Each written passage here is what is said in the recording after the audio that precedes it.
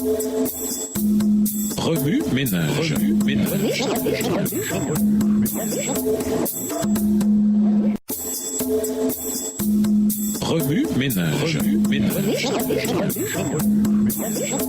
Bienvenue dans votre émission. Remue ménage. Nous voilà à la leçon de mercredi. Invité, la bataille pour l'esprit. Dans son avertissement et ses conseils aux Colossiens, Paul fait plusieurs remarques importantes. Il écrit: prenez garde que personne ne vous séduise par les arguments trompeurs et vides de la sagesse humaine. Elles se fondent sur les traditions des hommes, sur les forces spirituelles du monde et non sur le Christ. Car tout ce qui est en Dieu a pris corps dans le Christ et habite pleinement en lui. Colossiens 2, les versets 8 et 9. Tout d'abord, Paul affirme que nous devons balayer mentalement notre tendance naturelle, d'où son avertissement de prendre garde. Il en résulte qu'à moins d'un effort intentionnel de notre part pour nous en méfier, nous deviendrons certainement des victimes captives de la fraude parce que notre condition humaine est susceptible de croire à ce qui est vainement et illusoirement trompeur. Paul établit un autre point important. Les traditions trompeuses des hommes ou les principes fondamentaux du monde sont ennemis du Christ. En outre, cette philosophie est trompeuse en ce qu'elle semble satisfaisante, alors qu'en réalité, elle est déficiente dans sa capacité à faire quoi que ce soit de significatif pour l'esprit ou l'âme. En d'autres termes, les traditions des hommes et les principes fondamentaux du monde semblent nous ouvrir les yeux, faire de nous des dieux, nous faire connaître le bien et le mal, alors que tout ce qui est en Dieu a pris corps dans le Christ et habite pleinement en lui. Les chrétiens de Colosse ont été confrontés à la même tentation qui assaille beaucoup de gens aujourd'hui, sans tenir à la perspective que même une petite quantité de philosophie humaniste peut nous être utile dans notre quête de ressemblance avec Jésus. Le Christ a pour objectif de nous débarrasser de tout ce qui est mondain, parce que la source de la mondanité est l'effort humain. Et l'effort humain est impuissant à nous transformer à l'image du Christ. Jésus seul doit sauver. L'absence de péché dans le péché. Aujourd'hui, nous avons le même problème que celui de l'église de Colosse, l'acceptation de la tromperie au lieu de la vérité. C'est ce qui a causé la chute d'Adam et d'Ève. Paul donne la solution à cette vision du monde déformé dans sa lettre aux Philippiens. Comportez-vous entre vous comme on le fait quand on connaît Jésus-Christ. Il possédait depuis toujours la condition divine, mais il n'a pas voulu demeurer de force légale de Dieu. Au contraire, il a de lui-même renoncé à tout ce qu'il avait et il a pris la condition de serviteur. Il est devenu homme parmi les hommes. Il a été reconnu comme homme. Il a choisi de vivre dans l'humilité et s'est montré obéissant jusqu'à la mort sur une croix. Philippiens 2, les versets 5 à 8. Aujourd'hui, nous pouvons renverser la tromperie de Satan par la foi en permettant au sentiment qui était en Christ d'être en nous. Philippiens 2, le verset 5 dans la version Louis II. Lorsque Christ est mort sur la croix pour nos péchés, il s'est donné le droit de nous donner son esprit par la foi afin que nous puissions poursuivre le chemin de l'éducation même dans un monde déchu, comprenant que le connaître surpassera toujours toute autre connaissance. Remue ménage, où voyez-vous Jésus dans Genèse 3, les versets 1 à 15? De quelle manière avez-vous vu la bataille pour votre esprit se produire entre le Christ et le monde? Que vous dit Jésus par ces textes? En quoi voyez-vous Jésus différemment ou le voyez-vous de nouveau? Comment réagissez-vous en voyant Jésus de cette manière? Au revoir. Et à demain si Dieu veut.